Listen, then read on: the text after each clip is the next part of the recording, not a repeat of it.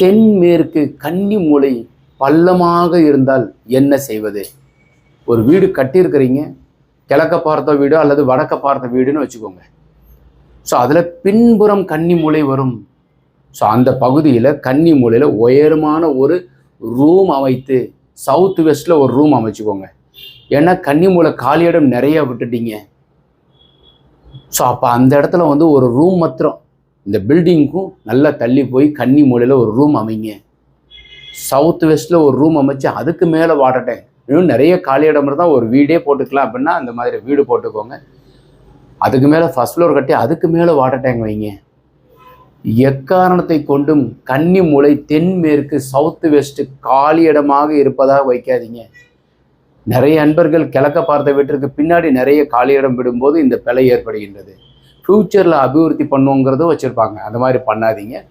கன்னி மூலை தொடுங்க. வணக்கம்.